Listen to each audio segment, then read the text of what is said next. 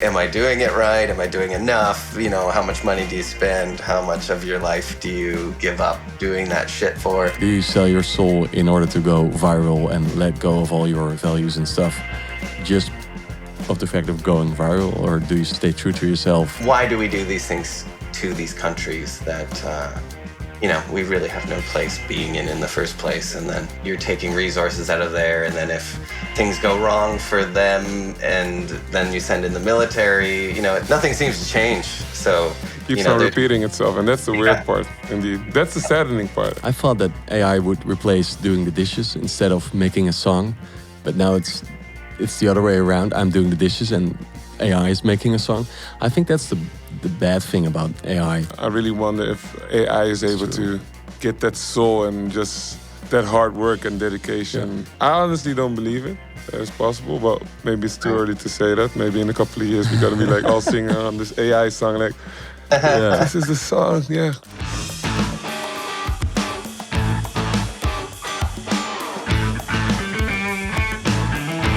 Hey everyone, welcome back to Far Out, the podcast where we bring different artists from all corners of the world together to have a conversation that's fun, funny, sometimes a bit weird. My name is Tony, your host, and today we have two amazing guests, starting with Joash. Thanks for having me. Coming all the way from the Netherlands, from Utrecht. Oh yeah, all the way. And he's a singer-songwriter who blends Americana with pop in a way that hits straight to the heart. That's right. I think. Great to have you here. Thanks, yeah. And all the way from Canada, we have a producer, mix engineer, composer and sonic world builder whose credits span gothic rock, cinematic soundscapes and Netflix soundtracks. Welcome, Brett Carruthers. How's it going? And part of two bands, right? Yeah. Definitely. A Primitive Evolution and The Birthday Massacre. Nice. Really looking forward to dive into your very different but strangely connected musical universe. So let's get started. Joash, how did this all start for you? Well, this all started at the age of 12. I saw a guy on a Dutch television program called The Beste Singer-Songwriter. It was Douwe Bob. He was playing the guitar, and I was 12 at the moment. And I was like, that's pretty cool. I want to do that in the future. But I never touched the guitar. I never sing a song in my life. So I was like, okay, let's just try it out. And then a few guys from the church I was going to, they handed me a guitar, and I learned it through that and to YouTube tutorials. I joined a band when I was, I believe, 17 or 18. Dropped out of the band and then started taking music a little bit more seriously, I think 3 or 4 years ago. And now I'm making my own music.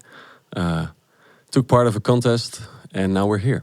So nice. So you took part in the contest, and because of the contest, you had a slot on the Bevrijdingsfestival stage, right? Yes, that's right. We took part of the contest called Songs for Freedom. I believe it's held every year. Out of, I think, 61 participants, we got to the last 3 participants, and then we won. And then they were like, hey, you can play at the Bevrijdingsfestival in Wageningen. And there are multiple stages there. So they were like, yeah, we have to find a slot. And we're a little bit late, so I don't know where we can place you. And then we ended up on the main stage on one of the busiest time schedules. And we were like, whoa, it never happened to us before. And I say we, because I took part in the contest with the band, which really helped me to shape the song and win, actually. And was that the moment where it felt like real? That you are becoming this artist? I think so, yeah. I think for the first time, because like I said, I took it more seriously, I think halfway through 2022. And I think this was for the first time I was like, okay, now shit's paying off, So it's a lot of hard work, and sometimes it can feel like you're just putting in all the effort, but it's not going anywhere. And this was the first time that it actually opened up some doors. I remember standing in the crowd when I was, I believe, 16, watching a guy called Jet Rebel.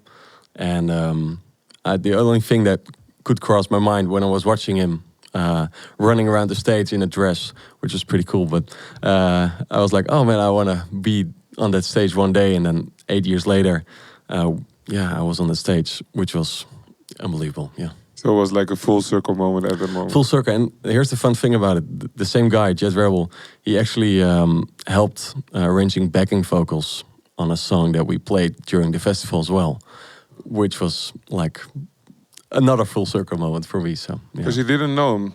I didn't know him personally before. So when I was 16, I just knew him from being Jet Rebel. Yeah. And then I got in touch with him because I did some photo video stuff for him on the tour. And then we got in touch, and I went to his house, showed him some demos, and he was like, "Oh, you need some backing vocals, do this and this." Yeah. He's just a crazy musical maniac. So he helped a little bit. Yeah, it was really cool. And did you tell him the story as well, that you were like looking at him like 8 Not years yet. ago? I should maybe. Yeah. Nice. So, and Brett, where did your musical journey begin? Yeah, it's similar timeline in terms of like age as Joash, like probably around the age of 12, becoming interested in like guitar. A lot of people in my family played guitar. My grandpa played guitar, and my aunt and uncle, and so it sort of just seemed inevitable that I would pick up a guitar at some point in my life, and that was sort of what got me going, and then the fixation on that. Grew up in a bit of a smaller town in Canada, so not a lot of stuff going on, so needed to find a way to go and grow an artistic career. And luckily there was a really good music teacher at the high school that he had like convinced the school board to like build a recording studio and like a MIDI lab. And this is like 1998, 99. So the technology is very new. I don't know how he got the money for it. He sweet talked his way into them building all these facilities. So in my last year of high school, I was actually already starting to learn the art of recording and how to program music with computers. So that really helped me like get a spot in a music school in London, Ontario, in Canada, called Music Industry Arts. So I went there as right out of high school and started working on that, and that kind of expanded this network into all these new people, and started making bands and joining bands and meeting people and like creating a scene. And we all kind of shifted from school to Toronto, where we all ended up, and kind of built the careers here. Nice. And you actually produced like from industrial metal to synth pop. What connects it all actually? I think it's just people, really. Like, I don't know if I had like the luxury of choice per se. Like, it's sort of what I was always into was like darker kind of goth rock, industrial, electronic stuff. So I love all types of music, really. Like there isn't a specific genre that I don't think I'd be afraid to work in. Like I do love everything. If it's good music, it's good music. I kind of always have believed. Yeah. So yeah, it was sort of just a natural progression of like, you work on your own band a lot and really struggle. And because I had studied recording and production, that's kind of, I would just produce and record myself all the time. And I guess, after a while being in the city, and I started like a little project studio about 10 years ago and started taking things a little more seriously.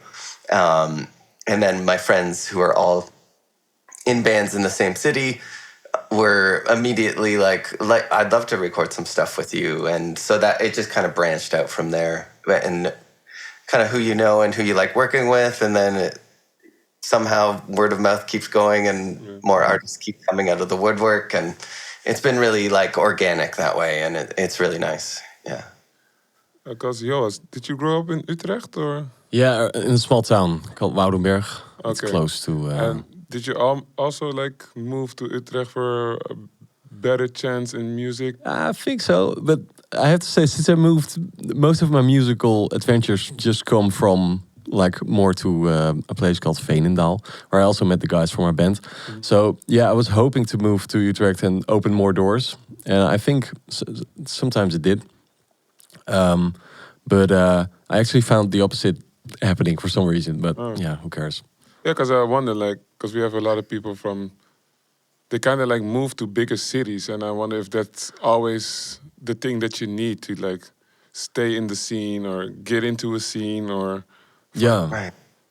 that's what I wonder. Is it, yeah, I think so. That I think, of course, in a big major city, there are more like opportunities and more places to go to.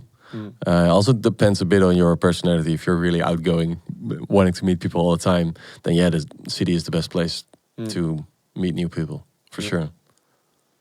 does that feel the same for you as well, Brett? Like moving to Yeah, the city?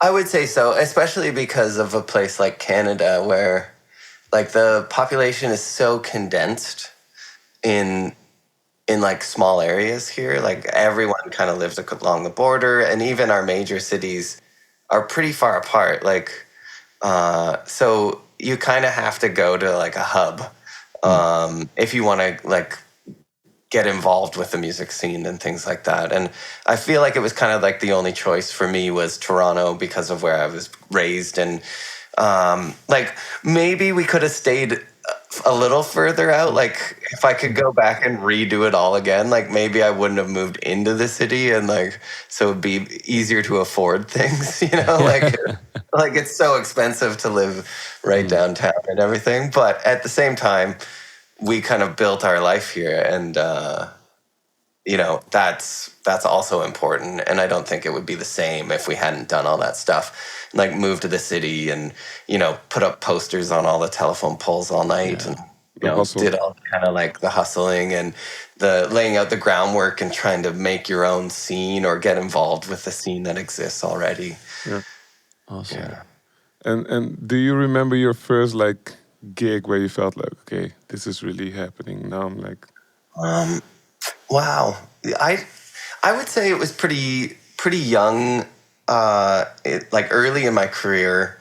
There was this band from the 90s called Orgy that they had a Blue Monday cover that was like, it was fantastic cover of Blue Monday. But I really liked their first album. It was called Candy Ass. And we, similar to Yoa, we won a contest to open for that band in Toronto. okay. Probably like, you know, at the time I would have been like 21 or 22. But this is like 20 years ago as well, which is kind of crazy to think that it's that long ago. But yeah, so we ended up opening for that band, and I remember like we played Toronto and Montreal with them, and those two shows were like, okay, you know, people like us, or you see the reaction. It was the reaction you wanted out of an audience, or, you know, and just that we had, you know, got the attention of one of our favorite bands was a big kind of confidence booster for us to kind of to keep going, to keep pushing in that direction. I feel like that's something.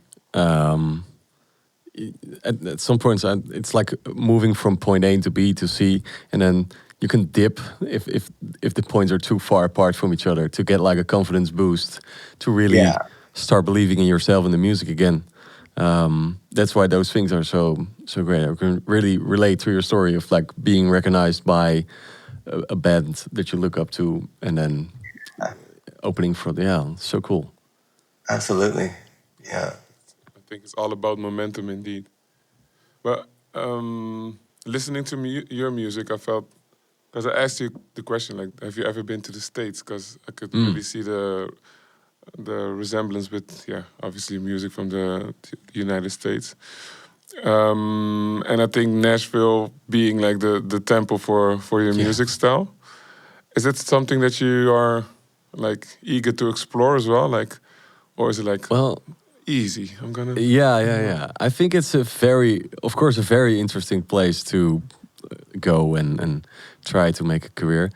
I just once heard a story, which I think is very true, is that there are enough people in America trying to chase that dream. And I don't think American people are waiting for a Dutch guy to join the music scene and try to do it better. Yeah. I think you're just a few steps ahead already if you're going there. At the same time, if you do really, I know there's a Dutch country guy that really wants to go to Nashville, and if you have the dream and you really want to go for it, just do it. Yeah, me personally, no, I don't really feel like going there. I think there are enough opportunities here in the Netherlands.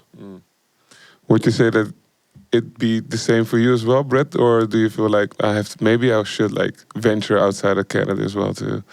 Yeah. Well, actually, like, it's a different story here. Okay. It's weird. I don't know how to explain the Canadian music industry, but it's a bizarre landscape. There is support here, and it isn't a bad place. But I think kind of what we were talking about before about like major cities and hubs and things like that. In Canada, if you're starting out and no one really knows your band, it's really hard to like tour in this country to like larger cities. So to like tour across Canada, with no money is practically impossible because some of the drives are like 12, 15 hours once you start getting out into the prairies and things like that. And, and maybe you get to the city and there's like 30 people at your show and you just drove 15 hours to get there. So if you do that a few times, you can get pretty disillusioned maybe. So what often happens is like there's like East and West Coast Canada, and we're the East Coast side. You end up doing dips into the States a lot. So that you can kind of do, Toronto to Montreal, but you've also got Detroit and Cleveland and Buffalo and New York City and Boston. So like that whole east side kind of becomes where you're trying to build your band in. And then, of course, we always want to come to Europe. That's like, I feel like it's funny to think of like a Dutch artist wanting to come to America or Canada or something like that, where we're always like, oh God, we just want to go to Europe, Netherlands, or Germany, or UK and France, and like everyone, it's interesting. The grass is always greener, I guess, when you're thinking of these things. I think in Europe, depends on where you're going, but the 15-hour drives, you can drive through whole Europe in 15 hours, I believe. Right? You can have like four major longer. cities in Yeah. It's wild to think like, once you go further east than where, in Toronto, you can you start heading north and, you maybe hit a couple little cities along the way with maybe 100 to 200,000 people, very smaller cities even. So, and then it's nothing for 15, 16 hours and you're just driving in the middle of nowhere. And then you finally reach like Manitoba. Maybe on the way you can pick up like a lot of inspiration as well, like with all the time and the scenery and the landscapes. It is absolutely gorgeous. I mean, if you're sort of writing an album, that might be an interesting way to tour Canada, is if you were to come and tour the cities and then take the time off in between the shows and write some songs or record, or have like a Winnebago that you could record out of, like, and go out into the middle of nowhere up in northern Ontario. It's absolutely stunning. And there's like, a million lakes and really cool, like old rock. It's all glacial lakes, and it's quite lovely. Yeah. So listening to this, like, what would you say is the importance of social media then to get your music out there? Like, how important is it? Well, I have a love-hate relationship with social media, I would say, because it is necessary now. I don't think you can do it without it at this point. Like, it really is what's driving promotions and getting new people to look at your bands and things. And it's probably helpful for newer artists that if you don't have the money to travel, that you have a platform where you can put your art out and be releasing things regularly and get some traction, even if you're just trapped in a small town somewhere, or that's all you can afford to do. But if you can do really slick content, with a group of friends or in your own town with very little budget, you could probably start to build something. Whereas before, you'd have to move into a city, or you'd have to like know people in a network to get things like that going. Whereas like now you can, if you have the like inspiration and fortitude for it, you can learn all that shit yourself and build that entire thing in your basement. You can record, you can make music, you can do all your video stuff, you can animate, like the options are endless now with what we can do on our computers at home and these social platforms that we have. So, and like even with you guys doing this podcast, right? Like it's like I never would have had a conversation with some Dutch artists like yourself. Super random, right? Super true. Yeah. Whole kind of thing, which is it's cool to think that it creates this global kind of village of musicians and like-minded people. So I do love that side of it, but it's so easy to burn yourself out on the social media stuff and like all of that kind of stuff. That's more of a mental health thing, I think, when you get into like, am I doing it right? Am I doing enough? How much money do you spend? How much of your life do you give up doing that shit for? Yeah. And then you have all the inspirational videos and the other artists that are portraying themselves as being successful and what am I doing? And how about you, Joash? Do you use social media a lot, or? Yeah, well, I try to. It's still like the same that you said, Brett. It's like a love-hate relationship. I discover most of the artists I know and follow right now through social media, so that's the love side of it. But the hate thing is like producing content, especially when you feel like, it has nothing to do with music. And we're just focusing on numbers, and then you can really get into the game of like, does this get views and why not? And does it get enough likes and stuff? And then you see a random someone just pulling out the phone and getting a video with millions of views, and you're like, oh, well, I put in hours into this piece of content and did nothing.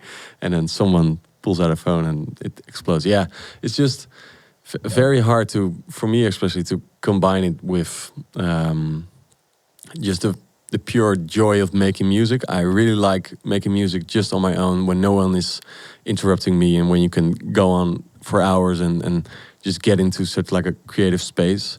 And my head is not there to be like, let's record this because it may be interesting for social media.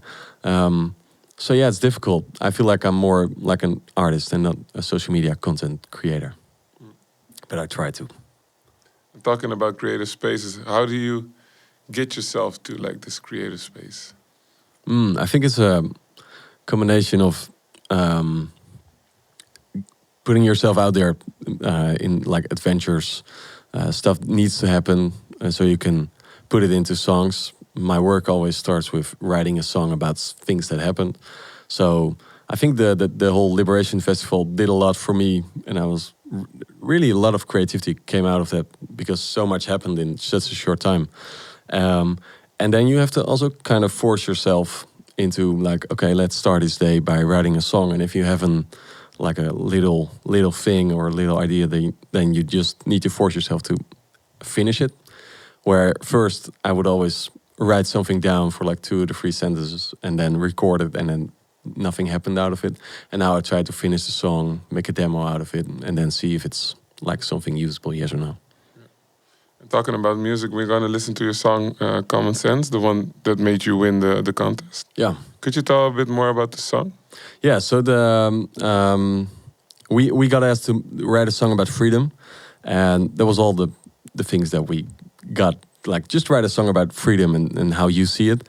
So I wrote a few songs, and the first few songs were a bit depressive, I think. And then I was like, wait, we are celebrating freedom, and if you want to be on the stage and celebrate freedom, it needs to be a little bit more uplifting.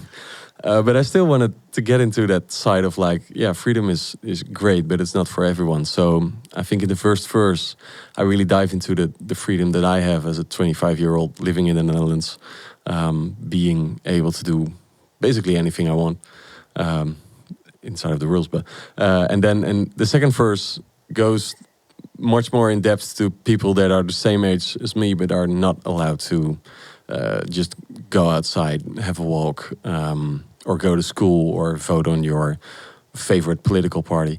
And so I try to, put them next to each other and see the differences. Yeah. Yeah, we're gonna listen to your song, Common Sense. Cool. Alright, Wageningen. Het volgende nummer wat we jullie gaan spelen heeft alles te maken met de vrijheid. Het heet Common Sense. En ik wil graag al jullie handjes zien. Clap, clap, clap. Vier de vrijheid met ons. Alright. Te gek.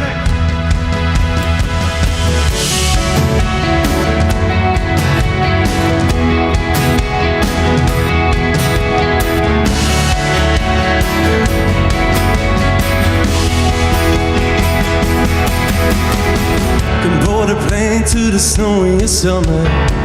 Can grow my hair, put a trim on my mullet. Can go to school in my favorite colors.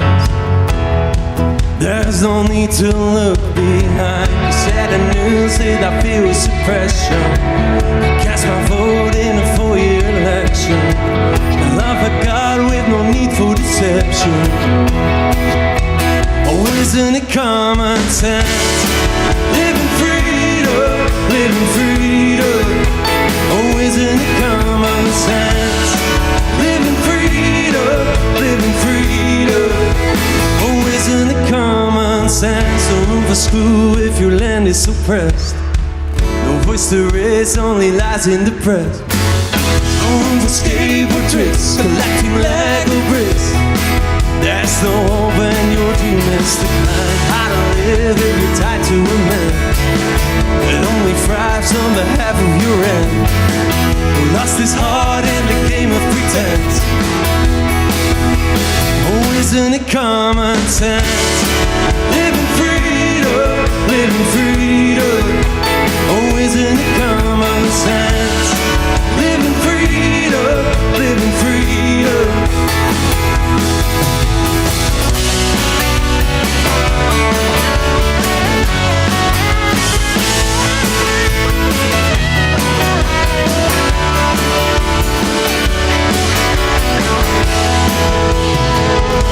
Alright, Wageningen. Living freedom, living freedom. Jullie. Oh, isn't it common sense? Living freedom, living freedom. Oh, isn't it common sense? Living freedom, living freedom. Oh, is it moral to ignore it? Are they born to die like this? Is it too much to explore? Maybe pray for world war versus isn't it common sense? Living freedom, living freedom. Oh, isn't it common sense? Living freedom, living freedom. Isn't it common sense? Living freedom, living freedom. Oh, isn't it common sense? Living freedom, living freedom. Oh, isn't it common sense? Wageningen, dank jullie wel. En geniet nog van vandaag. Dank jullie wel.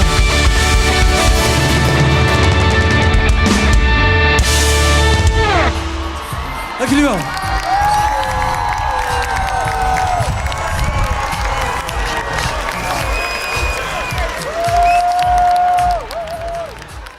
Thank you very much. Applause. Thanks.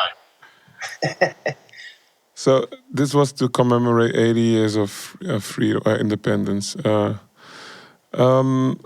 Canada played a big role in the liberation of the Netherlands as well. Do you guys remember this day as well? Or? Yeah, well, it's actually really interesting when I got the script about it, and I've heard of Liberation Day before, but it's not like, unless you're Dutch or in that community, it's not really like, they don't bring as much attention to it as you think that they would, you know? Like, it's interesting, like, there's really, they make a big deal about Remembrance Day in November for Canada and America. But yeah, it's interesting for me. I started reading more and more about it, and was like, oh wow, that's like so nice and significant, and it's amazing that we don't pay a little more attention to that or take a little more pride in that. That was something that the Canadian forces were involved in like that in those times. So yeah, I'm really happy to hear about something like that, and it's quite beautiful. But yeah, interestingly, it's not something that they're like, hey, let's celebrate this because it's this day in Canada too. Yeah. And talking about, we just finished talking about creative space as well for Joash.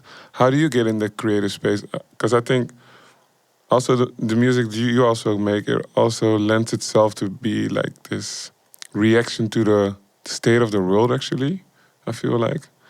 Right. Yeah, the world is Yeah. like, I don't want to say, is it in a crazy space or crazier space? I don't really know, because it really depends on who you ask. But how does it help you in your creative process? Yeah. I guess it's always felt kind of crazy, no matter what. And I feel like the longer you're alive, the more you realize that the same shit just happens over and over again. Which I don't know if that's more depressing. Yeah.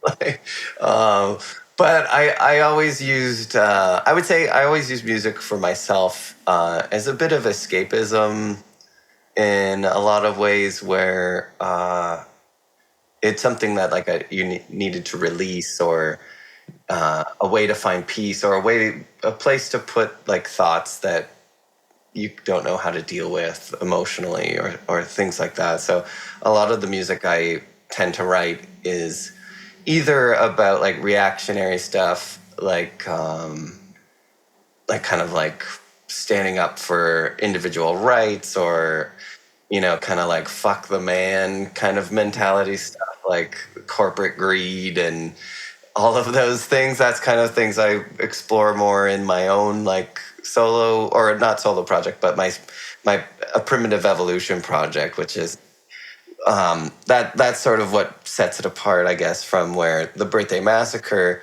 is much more of the escapism side of like nostalgia and like love and dreaming, and but also like the darkness that kind of lurks around us all. And so the two different kind of themes that are covered in two different musical projects, but that have the same kind of, we both have heavy guitars, we both have kind of industrial feeling things, but the emotions are a little different. A Primitive Evolution's a little more angry, kind of punk rock mentality, and the Birthday Massacre is a little more melancholic and beautiful, and maybe there's a little more escapism in trying to like get away from those things that are destroying. And let's talk about the different roles that you have in those two different projects, actually. Yeah. Well, A Primitive Evolution is sort of like my main band that I started with, actually, with my wife, Stephanie, and our drummer, Stu. And we've been, working on that project. It's been a while. It's been like over 15 years. But we're really slow because it always has felt like we've always had a lot of stuff going on in our personal lives, or, producing music. And Stu is an artist. He has a company called Play Dead Cult, and he does a lot of that stuff. And Stephanie's a voice actress and works in cartoon stuff. So we're a really slow band where we do album every 5 years or so. Like, it's very slow. And then with Birthday Massacre, I'm newer to playing with them. Like we were talking before, I think I met them in college 25 years ago, and I ended up playing keyboard for them back then for like their first 2 US tours. I played keys for them, and then at the time I was in another band, and there was a bit of a conflict of interest stuff going on. So I had to leave, so I left Birthday Massacre and didn't rejoin them until 2020. And I came back on bass when their bass player had left the band to go and pursue some personal things. And so it was just a perfect opportunity for me to kind of rejoin the band and rekindle a bit of that energy that we had. And we'd always wanted to write an album together as friends. We'd stayed in touch the whole time, and I'd watch their career like blossom and blow up, and it was really great to see that for them. And so I was super excited to be able to join that journey with them now at this point in our lives and kind of come back into that. And thankfully they welcomed me, and we've been collaborating on the songs and everything like that. So it's been really rewarding that way. Being part of the different bands, could you you already explained it, like there are like differences in the way they express themselves. Do you sometimes feel like, okay, at this moment I just need to be Birthday Massacre in my energy? Yeah. Well, it is interesting because like you do have to take on kind of what that universe entails. So it's really kind of fun to enter someone else's project, like as a producer or a writer, where there is sort of some guidelines that you need to work within, and so you meditate on that and maybe listen to the previous works of the artist, and pick up on the themes and the nuances of the melodies and things like that, because when you write for another artist, you want to try and capture that same kind of magic that was there before.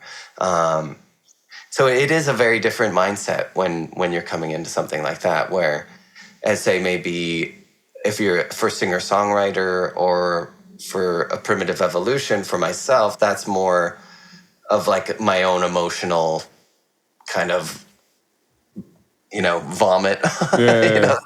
This is what I'm feeling. So that's a place where I can go and like scream at the walls and write it down, and no one's gonna be like, whoa, like that's weird, or like that doesn't really like work for this project, and then when we go and do Birthday Massacre stuff, you're considering those things. You're like, okay, so what would inspire them? What could I write that would lend itself to this band and hopefully inspire the people that wrote all this great music that came before what we're collaborating on now, and how is my contribution going to maybe hopefully inspire or lift that music up or down a new path or something like that. You, Josh, do you produce for other bands as well, or only for your own band? Mostly just for the demos. I produced myself, and I did the version on Spotify for Common Sense is produced, mixed, and mastered by me. Yeah. Okay. So I do have my own little studio where I record, and I recently joined like a kind of like a cover band where we play mostly covers, and now we're in the process of recording some stuff, getting some material out there, and then.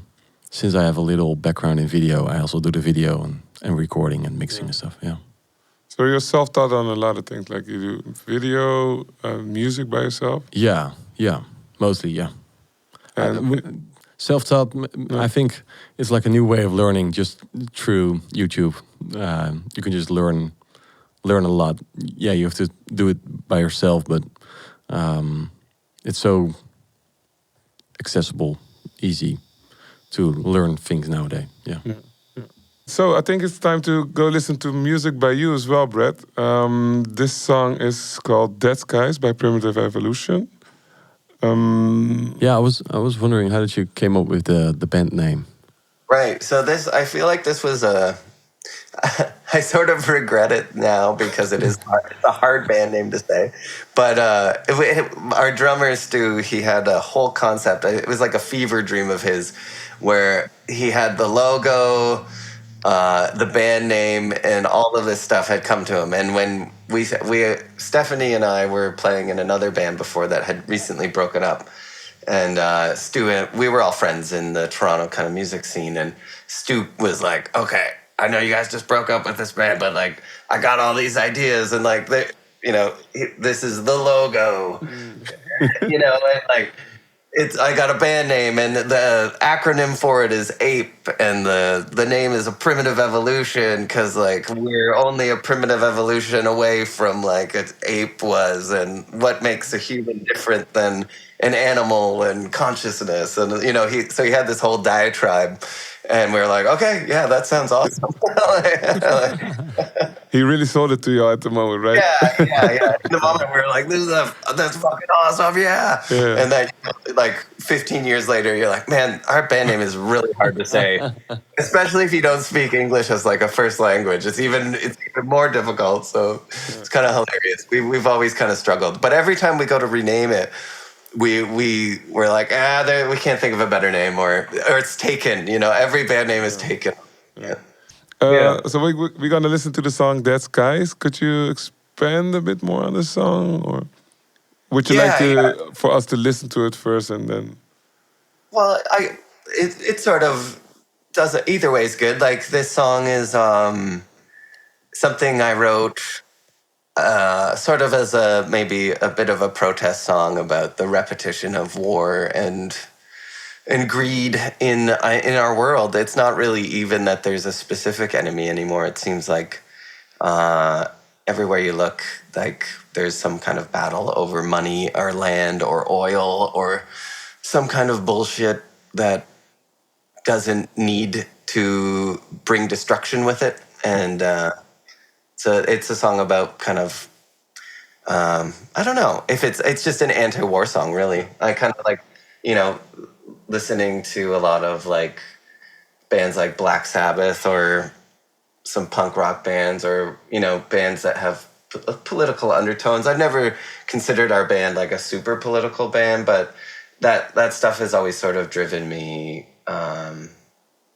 When you think about war pigs and just like that kind of look on like who's actually, why do we do these things to these countries that we really have no place being in the first place, and then you're taking resources out of there, and then if things go wrong for them, and then you send in the military. It's happens all over. It happens in Africa, it happens in the Middle East, and time again, and just throughout the years, and nothing seems to change. So it keeps on repeating itself, and that's the weird part, indeed. That's the saddening part, actually, as you mentioned before, that it keeps on repeating. Like, wait, don't we see this? Everybody's looking at it like the same, or?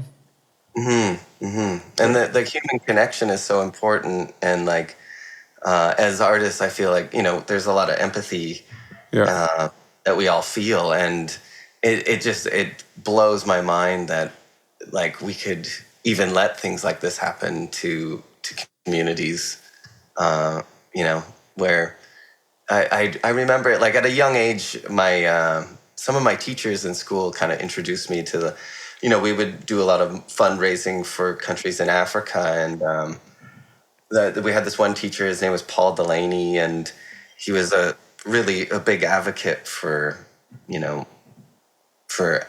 like different African countries that we would support and help build like wells for their schools and things. And he got me really interested in humanitarian work, and he ended up showing us all these crazy videos about like just like the Shell oil companies like just busting through these like villages in Africa. The destruction. Yeah. The destruction, and then if the villagers were, obviously protesting, and then they send in the military, and it's just like, and there's no wonder there's rebel groups forming and all of this conflict going on, because this is how these corporate companies and the government are treating these people, and so this song is sort of a song about that and protesting. Yeah, we could go on for hours on these topics. Yeah. But luckily we have music to put it in a couple of minutes. So we're gonna listen to Primitive Evolution, Dead Skies.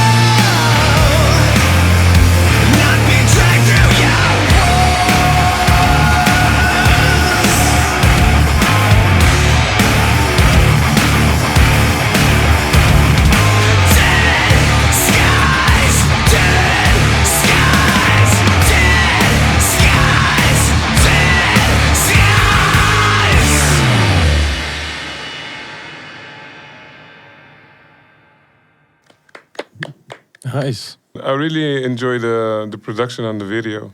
Super nice.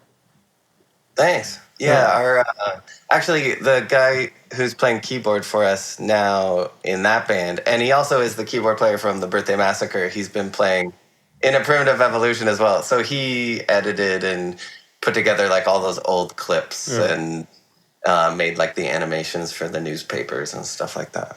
Yeah, really adds some how do you say it, like more weight to the song. Yeah. Like Yeah. it makes more impact or more makes a very good impact with the video, with the visuals. Yeah. It's a good song. Thank you so much. Yeah. I just feel like, I don't know what I was going to, but I just feels like it feels so familiar. I don't know, as if I could have seen this video already, like on. I don't know, not online. I feel like it's like an MTV music video. I don't know why, but old school. It has really this old school vibe to it. Yeah. I think we definitely lean into like having a bit of a retro, or like things look like they're on VHS or were shot on camcorders or something. Like just degrade the quality of everything so it gives it a bit of that grit. And that way too, you don't have to like worry about the production itself as much. Everything can be a little gritty, then it's like, okay, you can get away with some stuff that maybe if you were shooting everything super clean, it wouldn't be as good. But I think it also fun. Oh, sorry. Yeah. It matches the music as well. Yeah. Like doesn't need to be too clear. It's nice if it's a little bit rough, a little bit edgy. Yeah. Works really well. Because you make like totally different music. Mm-hmm. I do use some retro cameras as well. But it's totally different.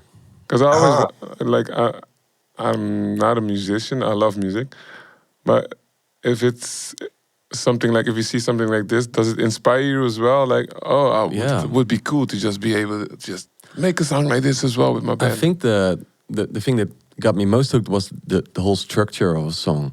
So my songs, I don't know, for some reason, I always write like a verse, chorus, bridge, chorus, maybe another chorus or a guitar solo. This song is just a whole experience.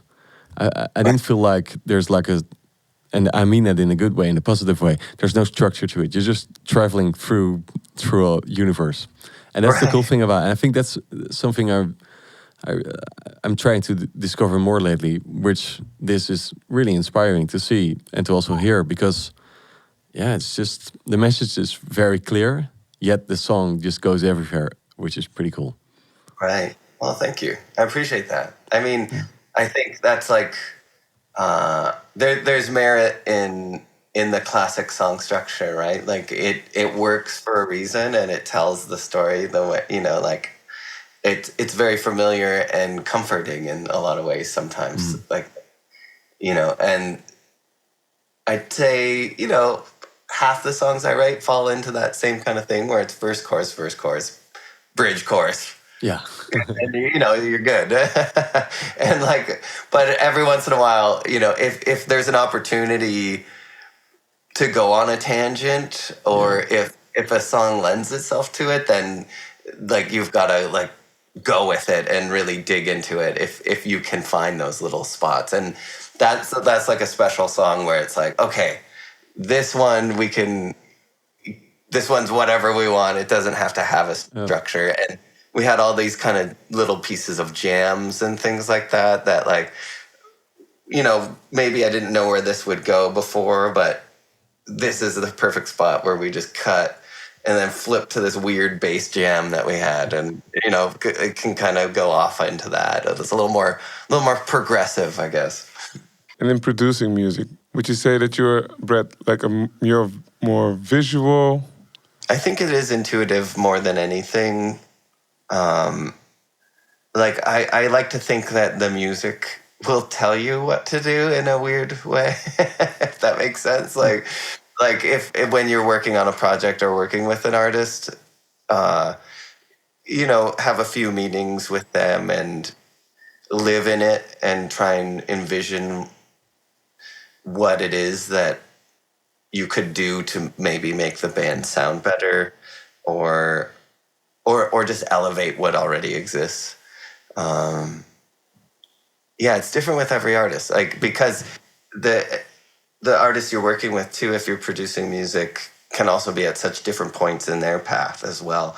Where, like, if it's a super established band like Birthday Massacre, who's like has a legacy, then I have less to do because they've built such a cool sound on their own before I was even involved. So it's more about doing cool things within that universe that they've created. But then if it's a band that's just starting out that I'm kind of helping, that's never really done a release before, then that's like, you know, finding their identity and helping the artist find that within themselves. And how can you like pull that out of them and elevate that and make their vision come to life? Yeah, so it can be it's different every time, but intuition is, I would say, the best word for it, for sure, Tony, because that's like, that'll tell you what that person needs or what to pull out of them, rather than like being like, this is what I think you should do. I'm never that confident really anyway in anything that I say. So like, it does have to come from it. I follow my gut more than like, this is, you know, trying to think like this is what you need to do because this is the right answer. But it's more like, how do we feel? How does it make you feel? What makes you feel excited? And like, let's do those things that make you feel good, that give you butterflies in your stomach. And what about you, Joash? Are you more visual, emotional, or instinctual? Yeah, I try to let go of like the sort of like the rules, and I think what you're saying, Brett, is also like just. I remember when I started recording my own first songs, I was just like, oh, this sounds so cool. And you have this whole visual image of like other bands and artists, where you're like, oh, it sounds like this and that. And then at some time, I just fell into like what works or what I do think that works, and then you let go of the feeling of like, does it excite me anymore? And now I just really try to get back into like what excites me. Like the guy Jet Rebel I mentioned before, he's like making songs, and then he told me also like the song just directs me into some kind of place. So he's just writing and recording at the same time.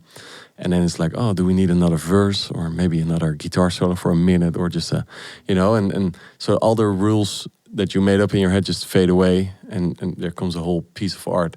And I'm trying to get more into that as well, like combining the writing and recording, so it just becomes one. And then it's like, oh, there needs to be more like a drum solo here, or like more guitars, and then just go into that direction and try to figure it out on the spot. Yeah. There's also like this new component of artificial intelligence. Mm-hmm.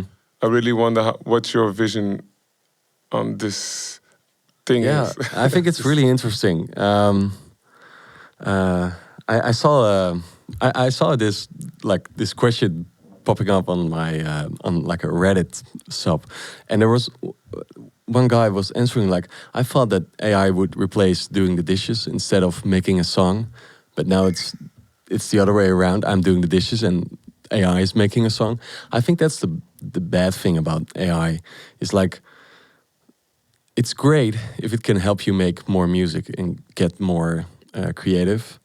I don't really like the idea of like bands that are fully AI hitting 1 million monthly listeners on Spotify. It's interesting, but I'm also like, oh fuck, man, like, you can just do that right now.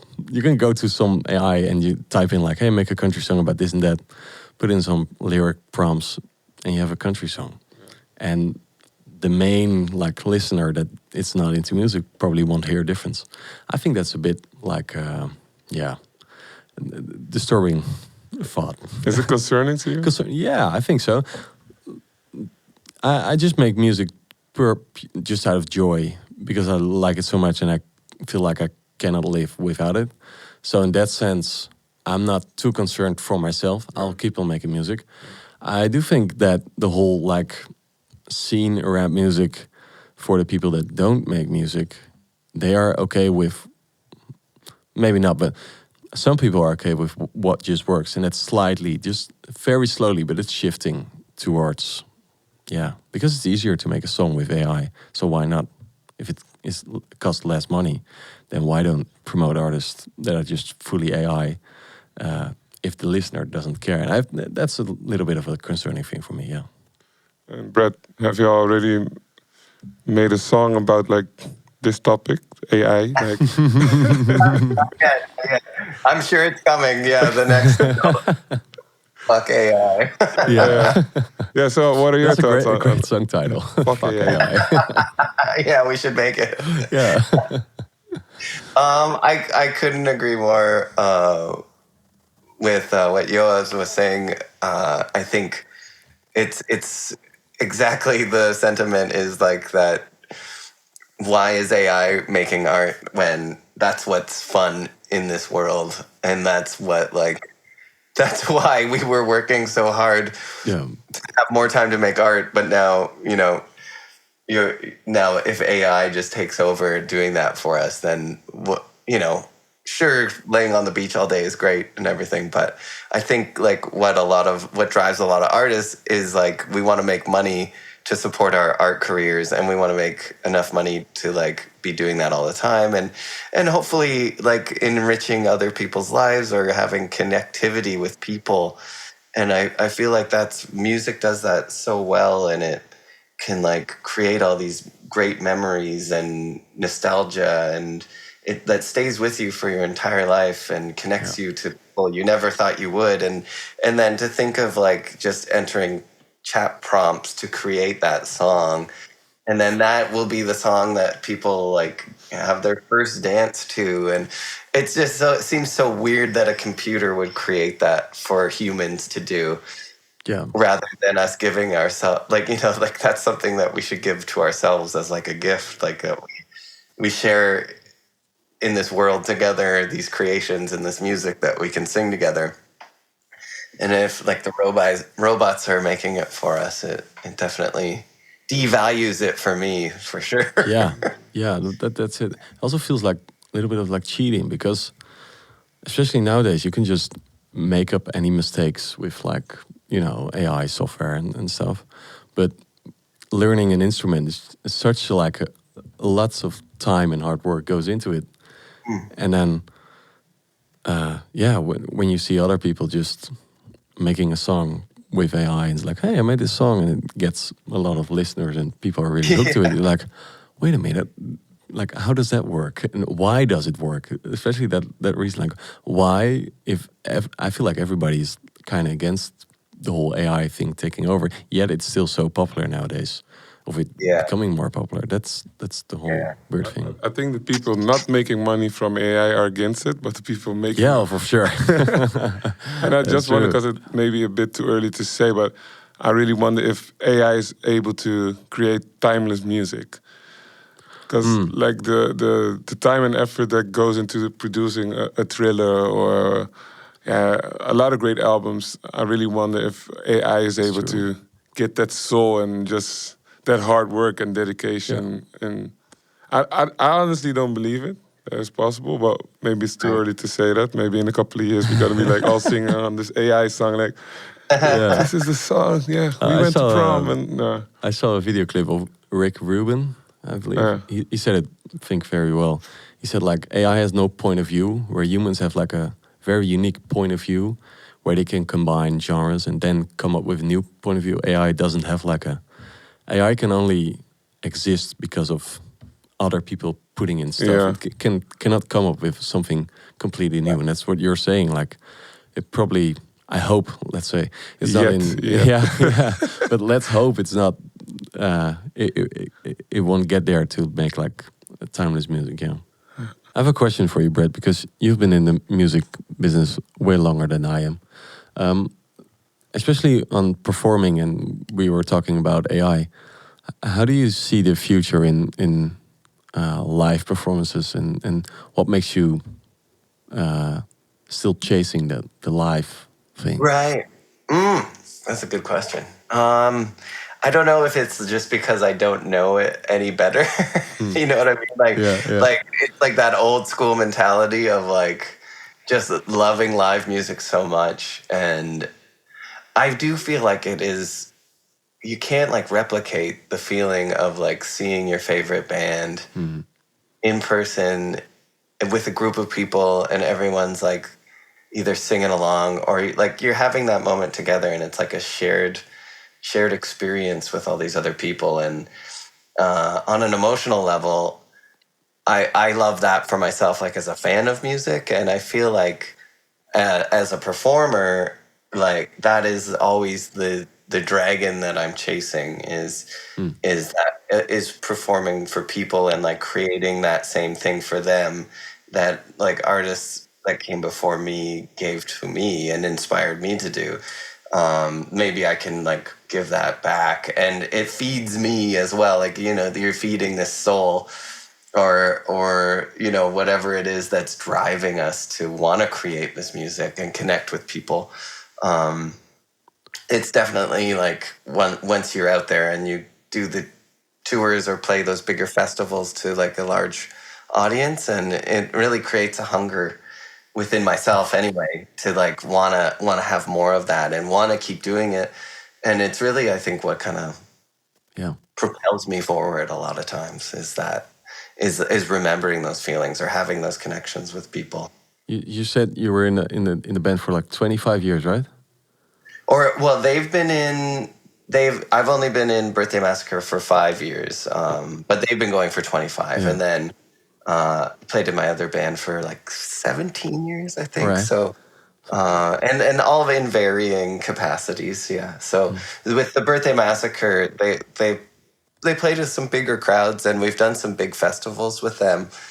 And it's just wild to see like that kind of people come together and come from all over the world to see you play these songs that you wrote. And there's nothing more like rewarding than that experience. And like that will keep me trying to make music and play in front of people for the rest of my life, because it's that rewarding for me.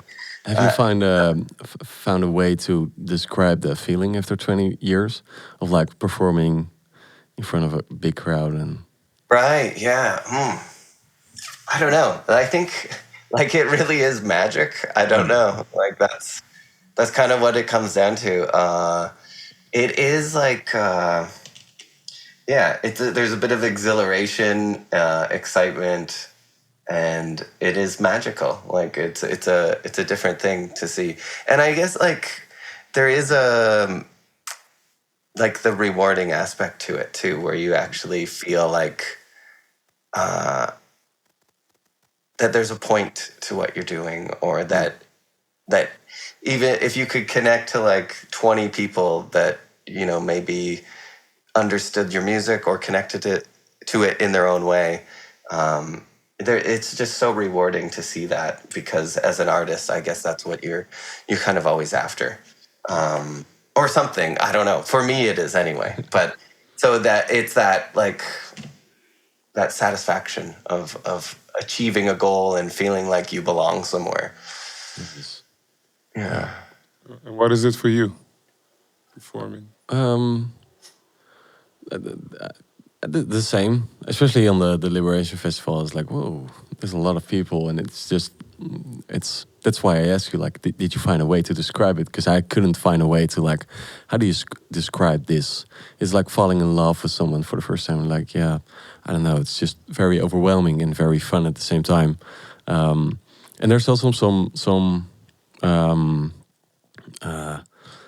don't know how to say that, but some romance in like playing and knowing all the things that led up to that moment. Sometimes playing for a lot of people, sometimes to playing like almost empty rooms, and you're like, yeah, but I'm here doing my thing, playing music, which is the most fun.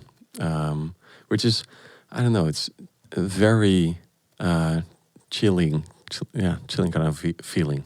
I don't know how to describe it. That's why I asked you, but still hard to like put it into words. There's not like a single word that can kind of really describe it, but there's an experience to it for sure. Yeah. The way y'all make it sound, I really feel like I have to become a musician as well. you and should try hopefully it. get on the stage. Yeah. Try like I don't know, like an open mic or something, and then yeah, it's try it. amazing. And for you, Brett, because you've been on the road for a long time, would you say, like, in terms of earnings, it's all about the live shows and the merchandise, and rather than the money from the streaming platforms, or?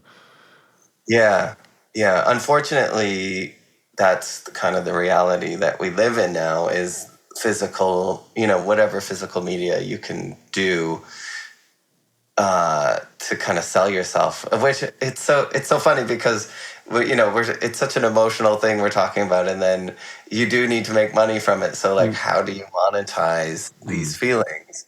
How do you monetize art and like not feel guilty about it in some ways, right? Like where you're like, oh, this is like, I'm part of the problem, but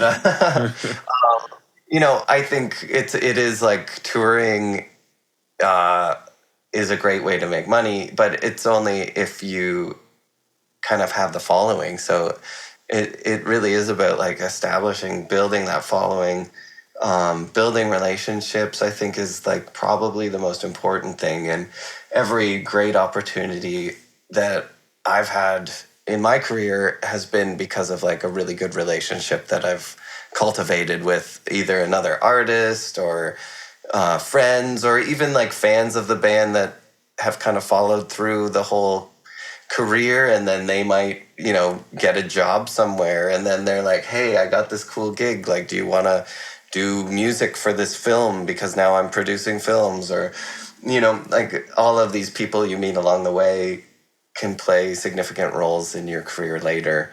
And like it's just all about cultivation of those relationships and building that foundation so that eventually you can start going out on tour and playing to larger audiences, or a cool band that does draw will like your stuff because you've been in the scene and you've been working hard, and they want to discover someone like you and bring you out on tour with them, or something like that. So you never know where that like reward or that break is going to come from. So you really just have to figure out how to drive yourself and build to get to those points, and to monetize it. It's just think outside of the box. Like we were doing for a while, we were doing like voodoo dolls, like instead of CDs, like get little plushies or $10 items, like we would say, like $10 to $20 items that you can sell in place of like a CD. And like vinyl's great, but it can be a little expensive. So, but like it still sells though if you do have a little bit of physical media at a show. For independent bands especially, I think people will still buy it because they like your band. If they like a song that they heard that night, they're going to want to come and buy something. So, and maybe they don't have a record player anymore, or no one listens to CDs anymore or something. So like if you have another item that might be in place of that, like a stuffed animal, or like maybe it's like a little art book, or maybe it's the lyrics to your songs written in a cool way, or in like a little cool collection, or something that would be a $10 to $20 item takeaway that you can sell to keep people interacting with your art and your music on a physical realm. Because like, what stage are you in? Kind of like, what phase are you in? I'm not in the phase of like coming up with voodoo dolls to sell at the show, but yeah, no, I'm at a point of like I still have my own videography production company thing where I make money from, and music is mostly like just make as much music as I can. All the money that comes in from music goes directly back into the whole music thing. So I would love to live purely just by making music, but I also see that it's really hard, especially if you completely rely on your own music. Then there's a certain pressure. I feel like I will start to do things that I'm not completely agree with because of just making money. Start to sell your soul. Yeah, right. And that's the hard thing about like you said it earlier, we're talking about such emotional stuff, and then you need to find ways to monetize it. It's the same with social media. Do you sell your soul in order to go viral and let go of all your values and stuff, just of the fact of going viral, or do you stay true to yourself? And maybe it will never work out. Who knows? I rather stay true to myself and make the music I like. And if it works out, that's great. If not, well, I tried. But yeah. Yeah, no, that's good. Yeah. That's wise, and it's good to have like a talent or a job where you can work in a relatable industry. Like if you're doing videography stuff, and then you can make your own music videos, like you're saying, or produce your own music because you can record, and then you can record other bands and do videos for other bands, and then it's just building that community and building all of that connection, and you can actually then support yourself and your music career. And so I find it's just a pile on, right? And the longer you do it, it'll just continue to expand. And it's a good approach. It's really good. Yeah, I would love to one day like live off like making my own songs, producing songs for other people like you do, and maybe another band, or like filming music videos for bands or shows and stuff. The music industry is just so interesting, and there's more than only making music. Definitely. Well, thank you very much. What's next for each of you? Well, Brett, you go first. So I decided to join another band. Oh, fuck yeah. You're not busy enough yet. Yeah, like my wife Stephanie, who plays bass in A Primitive Evolution, she has another band with some other local musicians in Toronto called Mensa Dropout. So that is a new project. I'm playing lead guitar.